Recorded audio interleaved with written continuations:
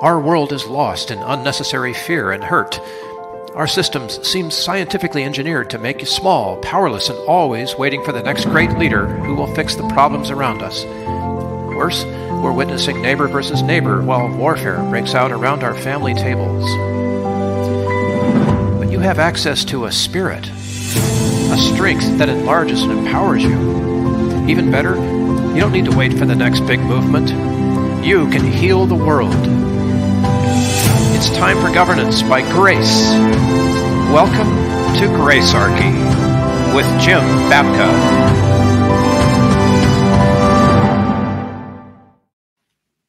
Jim, I love that new splash, by the way. You want to give some props to our Randy Garvin. Randy Garvin, who listens to every one of these episodes and helps us to come up with a design, sometimes a subtitle. Randy's been very helpful. I'm appreciative of Randy. Yeah, thank you, buddy. And we include his link in every show note. So, you know, if you want some artwork done, some graphic design, I've used Randy's services many times. I recommend it to you too. This is episode 80-something, and way back, you remember episode 30, the last time we took on Governor Greg Abbott down in Texas? We need this guy to stay in office, man, because he's giving us fuel. But we wrung him out pretty good, didn't we? Making Texas poorer and the sanctuary cities richer. And, yes. Texas is back in the news. It hasn't. Immigration hasn't stopped. People still want to be in America, in spite of the expats who have good reasons for leaving. And in any case, so we're going to take on immigration again, and there's kind of a border war going on between Texas and the federal government down there right now. Mm-hmm. And we've got some things to say about that. We're going to say them in a different kind of a way because, as many of you know, Jim Babka is a regular guest on the Gary Nolan Show, Zimmer Radio Network. Gary's out of Missouri, right? Somewhere in St. Louis or Columbia. Columbia is the main market. They're in 3 cities, but Columbia's the main one. Love Gary. Jim's a guest there. You can catch him on Thursdays, whatever your local time is, Thursday morning on, I was going to say Throwback Thursday, but it's Think Tank Thursdays. Think Tank Thursday. I've got Governor Abbott on the brain here. And we're going to do something different today. We're going to play a recent appearance where Jim was on Gary's show. Yeah, wrap your mouth around this one, Bill. And to lead that all together, Jim offered a quote, and I'd like to read the quote, and then we'll sort of comment on that, and then we're actually it was actually the prompt that got this conversation started. You'll hear Gary repeat it once we start to play. Okay, so here's the prompt, and this is Jim's voice. So when I say I, that means Jim, right? So here's Jim's prompt. I support nullification and secession when they're done to preserve the liberty of human beings. But I am dismayed when I see these strategies being used for anti-humane reasons. When nullification and secession are used to protect malicious acts in a given state, it gives these tools of liberty a bad name. And the establishment has been quick to tie those ideas to bigotry. Tell me about nullification and secession, just for starters. So, you know, you have the ability to separate from something either in deed or act or by total relationship. So you mean like divorce is the way that you separate from marriage? Divorce would be the complete break of the relationship, and that is equivalent to secession.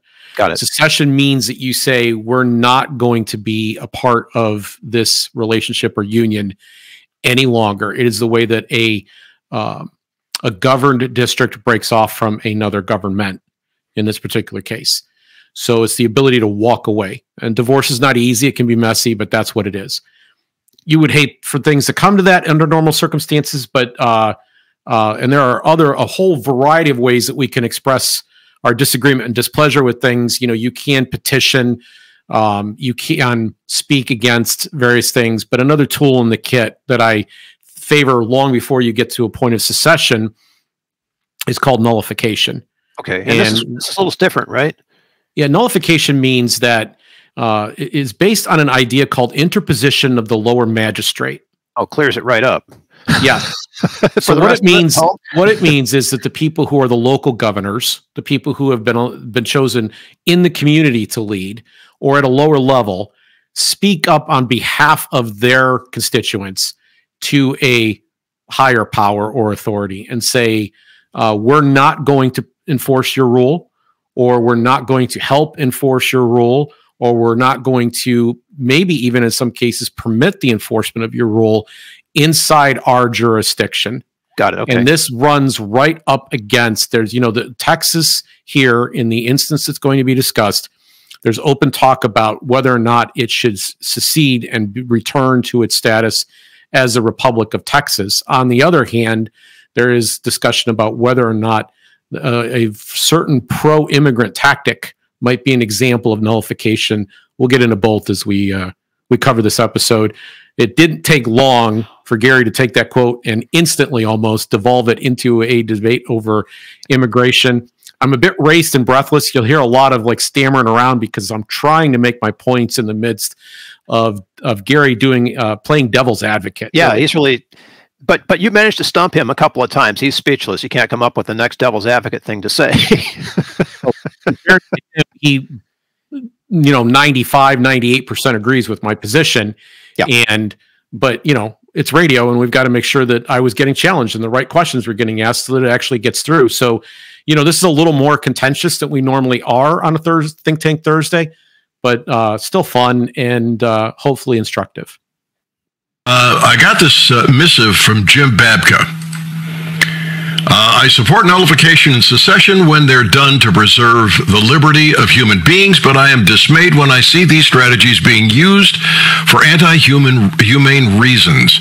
When nullification and secession are used to protect malicious acts in a given state, it gives these tools of liberty a bad name, and the establishment has been quick to tie these ideas to bigotry. Jim, welcome to the program. I'm guessing you're referring to Texas? I'm referring to Texas, but there's a historical precedent here. There's the secession of states in the South before the Civil War for the purposes of slavery. Let's be very clear. This is not ambiguous. It's a fact. And nullification was used heavily for Jim Crow and desegregation acts, or segregation acts, excuse me. In both cases, this was anti-human. This was anti-equal rights before the law. This was anti the image of God, the theory of Imago Dei, upon which the Declaration declares that we are endowed by our Creator, not by our citizenship, not by the government, but by our Creator, a much higher power, with certain inalienable rights. These come with our humanity. And when someone says, well, a state is being oppressed by the federal government, and I'm like, okay, well, how's that happening? Well, they're not allowed to do bad things to certain people. I think that gives these really noble tools of liberty, nullification and secession, a bad name. Repeat that last phrase, that they were being used for what? What I'm trying to figure out what are the bad things that are happening that secession would protect? Oh my gosh, the federal government has violated a number of our individual rights and liberties. And should a state say, listen, we are not going to participate in your latest. So I'm going to explain here that this has happened, but you don't think of everything you need to in the moment. And I want to supplement this in a way that, you have this moment, Bill, when you've been in a situation where you're like, oh, I wish I would have said the following. Well, I wish I would have said the following, because I'm on, as you pointed out, a radio show in Missouri in this instance. And in May of last year, my organization's Downsize DC had signed on to amicus briefs that we submitted to the U.S. Supreme Court. The Zero Aggression Project was part of that, which is the sponsor of this show, zeroaggressionproject.org. People can check that out and sign up. Please sign up to the newsletter there. That's the most important action you can take, zeroaggressionproject.org. And when we filed an amicus brief in the 8th Circuit Court of Appeals in support of Missouri's Second Amendment Preservation Act. So this was an interposition of the lower magistrate, or nullification, as it's more commonly called. It said that certain federal firearms restrictions violate the Second Amendment rights of Missourians. And our brief argued that the district court did not properly interpret or understand the Constitution's supremacy clause because the other side, the government, was arguing that, you know, we'll decide what the Second Amendment says. You have no business making that decision. And we said, no, no, no, no. Everybody swears that oath. And that includes your sheriff and the governor and everybody else in the state. And we also said that it violated the anti-commandeering principle, which is where the federal government takes resources away from states and says, we're going to redirect your taxpayer-funded resources to our purposes. We're going to use them to carry out the law. You're going to carry out the laws that we're enacting in this case. And we said no. And we laid out a fairly articulate argument. I can give you some of those details in the show notes. But this was a case where we stood up and acted when the state was saying we're going to resist, or at least better than resist in this particular case, to be more precise to say in this very specific instance, they were going to be non-cooperative, 100% non-cooperative with the federal government as they attempted to impinge upon the Second Amendment rights of Missourians. And this is an example of a noble act of nullification. Yeah. Yeah. And I like that you said noble act because, you know, you can get snarky with this stuff too and do it just to be in the face of somebody else. Yes. So, I'm the whole point here with the statement or the prompt is that I don't think that the discussions going on around the Texas border is noble at this moment. That's my problem. Scheme, and the federal government says, well, you will, and otherwise we will do following bad things to you. The state could say, we want to detach. We don't want to be a part of this union anymore. People forget, and scholars have come up with complicated ways to deny it, but the states formed this union. That's how this starts. And so the states can leave the union. This is logic. It's 101. And it also is how everything works. Everything has kind of an escape or a divorce clause. Doesn't mean it's going to be comfortable. Doesn't mean it's going to be fun. Divorce is messy. But it doesn't have to lead to violence. It doesn't have to lead to civil war. All right. So do you have a problem with people saying the border is unsecure in Texas? The state of Texas is trying to secure that border, and if the federal government wants to come down to Texas and force them to back off, then Texas should secede. You have a problem with that? Thoreau said there's 1,000 people hacking at the branches for every one that's striking at the root. And honestly, Thoreau is only wrong in one respect, and that is the ratio. There's 1 million people hacking at the branches for every one that wants to strike the root. I'm here to strike the root, okay? What is it that makes you worried about people coming across the border? Is it welfare? We don't have to extend welfare benefits to people. If you want to do something about welfare, which is the stealing of one person's money to give to another, I'm right there alongside with you. I'm anti-stealing. All right, wait. So right now, you go to sanctuary cities, they give you food, they give you housing, they give you clothes, they educate your kids, they give you medical, and you're saying, if you want to solve the problem about the glut of people, stop doing that. Stop end the welfare. No, I didn't. So I want to pause right here because what Gary did, maybe inadvertently, was suggest that the sanctuary city meant that the government was necessarily running the program.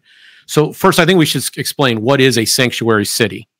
How would you define sanctuary city? Well, isn't there a federal cutout? Or no, wait a minute. This is a state level thing, right? Where within a state like California, where I live, cities can say, we will accept immigrants who come here and we will care for them. We will stand up nonprofits, private citizens. We will do what it takes to keep people who have come here, whether or not they're refugees, but refugee helps, let's face it, to do the right thing until we can get them processed through the immigration system. Yes, that's pretty good. That's a pretty good definition. So they're providing when you say sanctuary, it means a safe place, basically. A safe place, right. They've escaped to a place where they can't be grabbed by law and taken out. We're going to do this here. Yes. By the way, I want to point out another example of nullification. So we did gun nullification, which tends to be a little more associated with the right. Now we're talking about human beings, human prohibition, and that tends to be a little bit something more the left wants to make sure that they preserve and protect. And in both cases, the same legitimate tactic used for a noble end. But you're in California. Is it necessarily taxpayer funded? No, in fact, it's mostly not. There are nonprofits here who do nothing but care for, say, sanctuary kids. When we had that whole thing about kids and adults being separated, people just jumped up and said, we'll house the kids. We can foster kids. We'll open our home. We'll do whatever we have to so that this doesn't become a humanitarian crisis.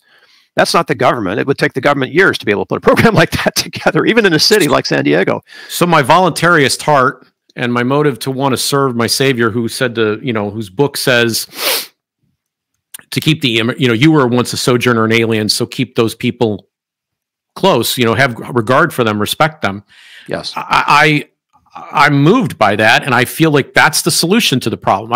I don't want to see taxpayer dollars, I'm just trying to make that clear, being used for this purpose. I don't think it's good for, I'm going to explain this as we go on in the segment, for the immigrant, but it's not good for the rest of us. It's part of the potential source of division that we're experiencing in our culture, which happens every single time we steal. Taxation is theft.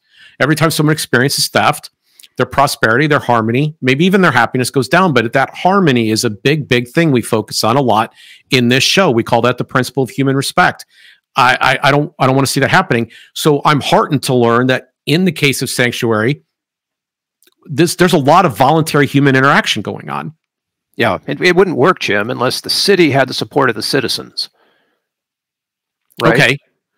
Okay. So I'm going to have something to say about that in a moment too, because should a city in Texas want to, and I have a hard time imagining in Texas this happening, but should a city in Texas not want to go along with their state government, I think they have the same grounds that the state government might argue that it has for not going along with the federal government. Let's play on and see what happens. I'm not going to say that at all because it would be hypocritical of someone who thinks that Texas should be allowed to stand up to the federal government and be sovereign in their own law in Texas, and then say that some city somewhere can't choose to have. Well, you said arbitrary as can be. You said that it is a problem. The welfare state is a problem, and if you want to stop this, end the welfare state, right? Well, I'm most concerned about ending the welfare state at the federal level. I would love to end it at the state level, but I have nothing to say about what you all do in Missouri. All right, right now, I'm a citizen of Ohio. I can only speak for Ohio and the United States. So you want to end the welfare state. Do you believe that anybody in the government is going to end Social Security or privatize it, or Medicare or Medicaid or welfare? So this is, okay, so instead of mustering up the political energy to do something about this, we'll scapegoat people who never voted any of these policies into place in the first place. We'll blame them instead for what's coming. We'll scapegoat them. I don't believe this is the two wrongs make a right theory. Since one wrong already occurred, we need to do another wrong until the first wrong will be righted. Well, what do you want to do about the first wrong, sir? Nothing. I just want to focus on the second wrong. Well, do you believe that we can end those programs, that this will happen? Pause. I believe we should end these programs. I do too. Stop the tape. Okay. Yeah, I want to say something about this. The repeat of the question. I've done a lot of interviews, and I knew kind of where this was going right off the top when it was first asked. So there's certain questions that have kind of a gotcha feel, right? And I knew this was a gotcha, but if you need proof that it's a gotcha, it's the fact that it gets repeated. It's like you have to assert my thing, and so Gary's doing an excellent job of playing devil's advocate here. You have to assert my thing, and once you assert it, then you're kind of caught, right? You'll see how I handle this, but he will he will basically promise that in his verbiage that he's not doing a gotcha question. That he just needs an answer to this particular question, and then as soon as he does it, he springs the gotcha anyway. So I will tell you, I was in friendly environs, but this is done all the time in a media setting where the host is hostile to what your view is. So he was doing an excellent job of playing devil's advocate in this situation. He needed me to answer this question to set up his next point, which a point that he knows a lot of his audience members may have on their mind as well. Go ahead, keep playing. I think it will happen. Your mother was right when she said 2 wrongs don't make a right. Yeah, but do you think it will happen? It doesn't matter. Well, if it won't happen, and you didn't answer the question. Morality matters. If I'm accountable to God for the positions that I take and the values that I hold, no, I will not make that trade-off. So I'm not asking you to make a trade-off. I'm just asking you if you think it will actually happen. I don't think it will. Not okay. So if it won't happen, these people are arguing we've got to do something to stem the tide. We've got to do something to stem the tide. We have to commit a wrong to cover up the other wrong that we are unwilling to act on. You know, it's interesting because in the last 10 years, every time I've spoken out against immigration, here on this show, the phone starts ringing and people get mad at me. And when I say something when we said something at Downsize DC about it, we would get angry messages. More passion would stir over this issue. If I would say something about welfare, people go, same people. They don't care. They don't care. So then at the end of the day, I start to wonder, Gary, what is really motivating them? And if you don't want to do something about welfare, and you say that's your reason for your immigration stance, I have to start to wonder if it really is. If maybe something darker and more sinister inside you exists. Did you see the video of those 2 police officers in New York being swarmed by these people who came across the border, and they were beating these cops up? It must have been 7 or 8 to 2, and I don't know what happened there either. Well, I don't believe, and I find this kind of scapegoating appalling too. For we have criminals who were born and raised here as well. Quite a few of them. I mean, they're on the streets. It's actually an issue right now. Crime is up. So to point to these anecdotal situations, because for every one of those, I can point to you 10 immigrants who've come over here, maybe 100 immigrants who've come over here, but I could do it personally. Like I can name off immigrants. Let's name off immigrants, okay? Yeah, let's hear some. Okay, so I had an experience early in my marriage, so this is going back into the 1990s, where I met an African gentleman who said, Jim, you don't understand, your streets are paved with gold. Paved with gold. And he was living in a tiny basement apartment. He was working 2 jobs. He had put himself through school as a nurse.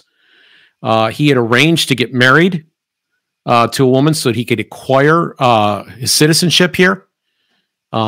He bought her a house. That's how hard he worked.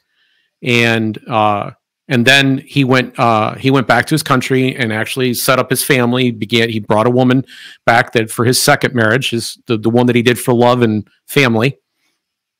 And rather than move out of his apartment, he was already invested in real estate. He was beginning to buy up apartments that he could rent to people. He saw nothing but opportunity here. He was an incredibly hardworking guy, and he saw far more opportunity than people who were born here, frankly. Let me tell you another one. One of my wife's best friends right now is Karen. The Karen people are refugees, Christian refugees from the Myanmar Republic. There's like 9 different groups there, and a couple of them are really on the outs, and they routinely experience severe persecution, akin to Jim Crow South type lynchings, right? Houses burned down, hangings, just terrible things that happen to them. They come here, they work, they both have jobs, they raise a family here. They're trying to do all the right things in a community, a group of people who've come here. There's several hundred of them here in Akron, Ohio, who've come from this part of the world where they were suffering persecution, and they have refugee status to be here with their families, but they're separated. When her husband's brother were attempting to flee the country, they were not granted visas to join each other. So he just saw his brother late last year, who was from Australia. He's now in Australia. That's where he lives. They're separated. They're half a planet away from each other. But this family's here enjoying the American dream. And that's the key thing. I come down where I'm at in large part because I've met people like this. These are 2 of my favorite examples over the course of my life. But I've met people who, they really see opportunity here, and they come here to make a better life for themselves. And we should want more of those kinds of people here. They add to what we have. They bring us great food. They bring us some of their culture. This is something that we should embrace. I'm with you on this. I know many Persian people who escaped after the Ayatollah. debacle. The Ayatollah came to power, and the Queen and the King had to leave, and they just got out. They said, we got to get somewhere else, and where that place they chose to come in many cases was the United States. The opportunity fully to try to experience the American dream. They really love this country. They love the opportunity here. They feel blessed and fortunate in ways that rich white liberals don't. Rich white liberals, if you are looking to scapegoat a class, pick them and deport them. I might even get involved in that. I might even commit that wrong to help make our country better. But I'm not interested in committing this wrong. These people are innocent, and they should not be held accountable. One person, 100 different people should not be held accountable for the act of one person who just happens to be of the same bloodline as them. So these rape cases that we keep seeing and the murder thing. It's not. There's no evidence that that's not the majority. You're saying the incoming population commits any more crime per capita than our own population that was born and raised here. All right, so per capita, they actually seem to be better. I'm telling you, if you get what I feel everybody needs the experience of is getting to know and meet people who actually are refugees to this country, and seeing how they live, and seeing how they raise their families, and seeing how they value and treasure what they have here, and learning what they've sacrificed to be here. So just let them come across the border, come into the country? If we had a legal process in place for these people to come in, they would quickly sign up and get involved in the process. And there's no requirement on our part to provide them with welfare benefits. There's no requirement to even let the first generation vote. We don't even have to permit that. But they're bringing drugs across the border. No, there's fentanyl coming over. This gets into a completely different area, and it's one you have covered on this show probably 10,000 times. This is prohibition. This is prohibition. And there's an iron law of prohibition. Everybody should understand that when you make something illegal, you dramatically increase the concentration of it. You try to make it as small as possible so you can sneak it across. And because immigration is illegal, they can use human beings as mules to move it. These issues should not be considered as part of the same problem, I don't believe, but to the degree that they are, it's because that there are people who can take advantage of people who are trying to get into this country. All right. I'm up against the clock. You come back with that. I got to take this break. Okay. And then open up the phone lines. Do you agree with Jim Babka, or do you disagree with Mr. Babka? Gary Nolan Show, Zimmer Radio Network. 952, Jim Babka with us. We were talking about seceding because you don't like the way the border is being protected, letting people come into the country that want to work, not categorizing all of them because of a few bad guys. And he had one more case that he wanted to make, and he'll do it now. Yeah, that's the illegal immigration problem, such that it is not driven by people coming across the border. It's almost entirely driven by people overstaying visas. That's where it happens. That's an extremely high percentage of it. Rex sends me a message from GaryNolan.com. For those advocating for Texas to secede, they obviously haven't thought it through, because it will do nothing to solve their border crisis problem, but will actually complicate it immensely. They'll still have hundreds of thousands of immigrants crossing or attempting to cross the Texas southern border, but there will now be a new northern border between Texas and the USA. With that new northern border, Texas will no longer be able to freely fly or bus the immigrants to the northern sanctuary cities without all sorts of new hindrances. So that's the whole point of the episode 30, right? Was Governor Greg Abbott making Texas poor because he's shipping workers, he's shipping productive human beings off to other places. Yep. And so that was the whole point of episode 30. I would encourage people to check it out. Let's go ahead. Matt is on the line. Matt, good morning. Hello, Gary.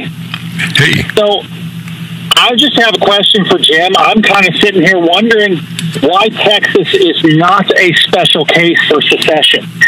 They are the only state that was their own nation. It's the People's Republic, or the Republic of Texas. They freely joined the Union, and to the best of my knowledge, it is written into their Constitution that they can make the vote to remove themselves. They freely entered. They could freely leave. Every other state, is a U.S. territory acquired in one way or another that graduated statehood, but they seem to me a special case. I don't know that they actually need a reason if they so choose. Because they were a republic. All right, Jim? Yeah, listen, I said at the top, what you read from me at the top of this segment was, I'm all for secession. And if there's a state that wants to secede, because I think there's a death tsunami coming, and I think the states that get off first have the best chance of getting out whole. The states that leave last, I think there's going to be the United States is headed for a cataclysm. So if there was a free state to go to, I would want to go and I would cheer it on. If this is the cause, if this is the reason, I think it gives the concept a bad name. So it's the motivation, Matt, not the idea. Motivation. Yep. All right, Matt. Thank you, sir. Glad to have you on the Gary Nolan Show. Tim says we should close the border and build a wall. We'll need it to keep citizens from escaping after we finish converting to full socialism. After all, currency collapse will see folks floating to El Salvador. Yeah, so part of the reason I kept the show going this long into this second segment was just to get to Tim's comment. Yep. I would like to think I probably had some influence in Tim leaving that comment.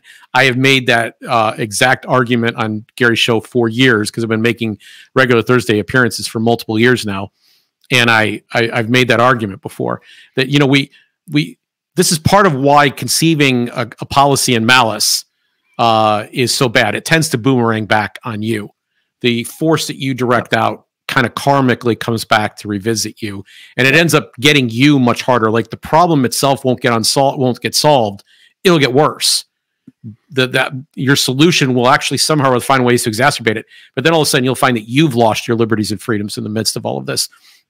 So I wasn't making that particular argument during this segment, but I was glad that Tim showed up and pointed it out. And they'll let you leave, but not with your money. Yeah, well, they do that now. That's what the wall will be for. It'll be another reason. They're already in your bank accounts and every other bit of your life in ways that you probably don't even begin to fully grasp. And that's the point. They'll let you leave with nothing but the shirt on your back. Well, right now, they will stop you if you try to leave with too much of your money. That's exactly right. So this is the real purpose of a border control, is to control the cattle inside the farmer's land. Your cattle, your tax cattle, it's to control you. That's exactly right. Tim nails it on the head. So, and what I always point out, and your two wrongs don't make a right argument is valid, but here in this country, we'll go after, your jugular vein has been sliced, we're going to put a Band-Aid on it. Well, that isn't going to fix it. You got to go after the root problem. And we won't do that. And the root problem is the welfare state. You eliminate the welfare state and the war on drugs, the only people coming to this country are coming here to work, to be successful. Yeah, we've got these great stories of previous generations of our own. Like a lot of Americans walk around saying, my grandfather, great-grandfather, whatever, somewhere in their lineage, came here with nothing but $16 or $5 or, just the shirt on his back, and then went out and did this and that and the other great thing. I talked to a woman earlier this week whose parents were the ones that came here. Her father came when he was 15 years old with $35, I think it was, and made a life for himself. Like, he built a big, successful business. And he sacrificed his whole way. She said, we never had a new car the whole time I was growing up. And she said, when I turned 21, when I graduated college, my father bought me a brand new vehicle. It was the very first vehicle the family had ever bought. She said, I'd never seen my father spend money that way, but he was that proud of me. Like, that's amazing. That's an amazing thing. How does that happen? It doesn't happen the way we've got the system set up now. In fact, these people come over and start to get started, and they immediately get kind of trapped in a system where it's hard to get off of it because of the cost of medical care, for one thing, which is another thing government is ruined by getting involved. Like, well, my grandfather, every single time is the state being involved. My grandfather, Roger Mata, came across the border through Mexico, came from Lebanon, started his own business. His daughters and son all started their own businesses, and they were all successful. The more people that come in, the better we are. There's no full mark. So what I'm hearing, Gary, is we should deport you. You're an anchor baby. You're an anchor baby. I knew it all along. Something was wrong. Babka's got to go now. So that's some of the pleasant banter we have on Think Tank Thursdays. That's actually pretty normal for us to have moments of laughter like that. And thank you to Brian Hansen for delivering me that clip, and Zimmer Radio Network for allowing us to share it. You get to hear Gary's real heart at the end of that, and even his family history that leads him to have that heart. And that's where I want to land the plane here today, Bill. I want to land it on heart. Yeah. I want to land it on the notion that all of us are created in the image of God. And that should mean something. That should matter. Several of the Bill of Rights amendments, the first 10 amendments, a few of them mention persons, not citizens, persons having rights, because those rights come from God. And that's the position of this show. It might not be your position, and I understand that. Maybe you don't believe, but that's the position of this show. If the faith is worth having, it's worth having in part because we recognize that human beings were made special each. That male and female, they were created in the image of God. In Latin, they say the Imago Dei. It's one of the two metaphysical claims, as it were, that underlies this show. We care immensely about the fact that each person does matter to God. They are special in the eyes of God. And if you are a follower of Christ, if Jesus is your example, if you are a disciple of that belief, then you have to follow that guideline. You have to do the right thing by individuals. A policy at the end of the day that says that a state is sovereign, therefore it can do things that are malicious. Therefore, it can do things that are anti-humane, and it has states' rights to do it. Gives valid liberty tools like nullification and secession a bad name. I would want those tools used in the ways that we've outlined in the show, whether it's sanctuary cities or preservation of Second Amendment rights or any other individual right you can think of. That's how it should be used. That's the graceful method, is to look to the individual that God created and say, there is someone special who should be able to flourish and pursue happiness.